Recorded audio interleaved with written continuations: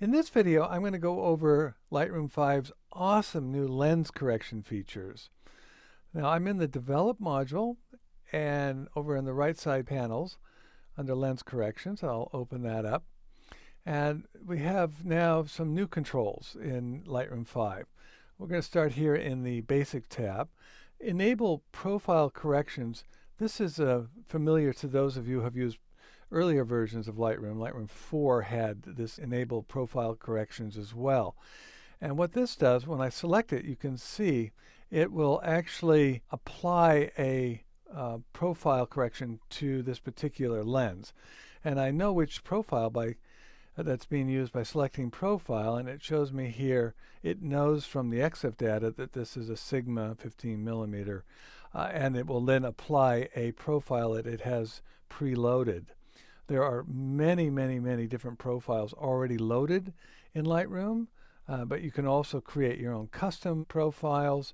I suggest going to the Adobe website for more information on that. So this is pretty much familiar ground for anybody that's used previous versions of Lightroom. It's fairly automatic. You can come in and do some tweaking with the distortion slider here and the vignetting slider as well. So you can fine-tune the profile. So let me go ahead and now go back over to the Basic tab, and I'm just going to move on down through the different options here. So Chromatic Aberrations, I need to open up another image to find one that has some chromatic aberrations. They usually are found on the sharp edges, on the kind of on the far sides of the image. And depending on your lens, depending on the aperture, you may get what's called like a halo effect from this aberration, this chromatic aberration. And it's really easy to remove them. I've already selected remove, so they've been removed, but let me deselect that. And you can see now there's this kind of a purple halo around the edge. This is actually a pretty good lens that I was using, and it was fairly stopped down. I think it was f9. It's going to be more apparent with less expensive lenses and more wider apertures, but sometimes they can be pretty annoying. But it's really simple to get rid of them with Lightroom. And this is in previous versions of Lightroom as well. You just click on the Remove Chromatic Aberrations, and it does a pretty good job right there of removing them. Let me go ahead and deselect that and come over to the Color tab, because in Lightroom 5, we have another way of removing the chromatic aberrations. It gives you more control for those of you who really want to get in there and do this right. We can take this color picker here, and we go up and we find a fringe color, and you can see with the grid, I can adjust that grid down here so I can make it coarser or finer. So I can come right in there and find the color that's making up the chromatic aberration, and then I click and it'll automatically remove it. And I can fine-tune my settings here with the purple hue and green hue sliders. All right, so this is all new to Lightroom 5.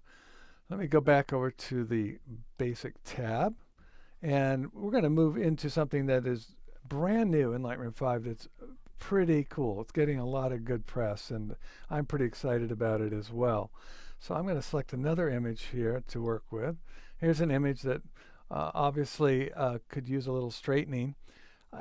Before, in earlier versions of Lightroom, I could do this using the crop overlay tool. But now with Lightroom 5, this can be straightened. The horizon can be straightened automatically. All I have to do is select level, and it will automatically level this picture for me. It's that easy. Now, if I want to, if there's any vertical correction that needs to be done as well, I can hit vertical. And you can see it's corrected for some of the vertical problems as well. I can tell better that it's done a good job by opening up a grid. And I'm going to do that by holding the Option or Alt and Command or Control keys, and then hit the O key, and that opens up a grid. This is also new in Lightroom 5, and I love having a grid like this at my fingertips. If I hold the Command or Control key, I have now ways of controlling the size I can make it much coarser or much finer just by clicking left and right there. And I can change the opacity of it so I can make it more prominent or less prominent. In any case, this grid is great for situations like this where I want to make sure that my horizon is now level and my vertical lines are straight. And when I want to get rid of that overlay, it's Option or Alt, Command or Control O.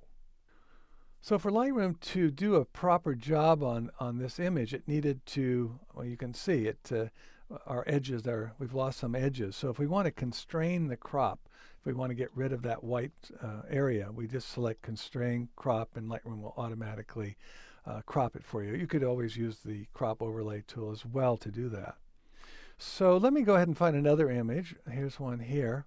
Now, this is a great example of how useful these new features are in Lightroom 5. You can see how this picture was shot straight on, but the lines on either side of this building, they're not perfectly vertical. This is called keystoning. There's a name for it.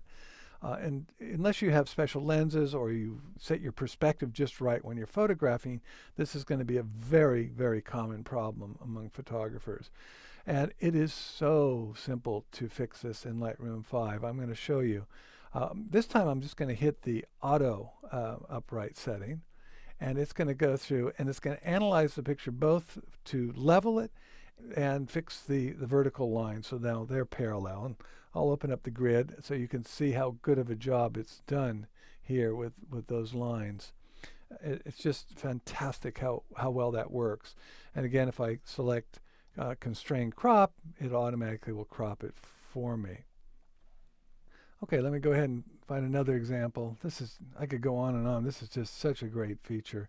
So here's a picture. Obviously, it's not vertical, so I'll choose vertical, and you can see how quickly it changes the perspective and now lines up the windows perfectly vertical. Now the full, let me show you what happens when I select full. Full is applying everything. It's going through and doing a complete analysis. You can try different settings. The beauty of this is that at any point, if you want to, you just hold down the Option or Alt key and you can reset and go back to the original.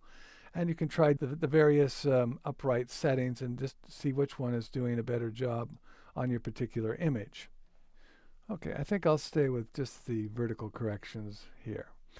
Now, one other thing, you notice there's another tab here. We've gone through the Profile tab, we've gone through the Color tab. Now there's one more, there's the Manual tab. And if you don't want Lightroom to be doing all this for you, or if you want to kind of tweak one of the auto settings, you can come in and select Manual. And now you have all these transform commands from distortion. You can see what's happening there when I move it to the left and to the right, to vertical. This is another way to kind of tweak whatever Lightroom has come up with previously. Horizontal, transform, and rotate. And you can see that grid appears automatically now when I click on the slider. Scale, and then aspect. So even more ways of fine-tuning or controlling the transformation or perspective controls in Lightroom 5. So once again, Constrain Crop. If I want to get rid of the white, I just select that and it'll crop it automatically, or I could do that up here with the Crop Overlay as well. And then finally, Lens Vignetting. This is not as coarse of an effect as what is found here under Effects for the post-crop vignetting, but you can go in using the lens vignetting controls and control any darkening on the edges or lightening on the edges.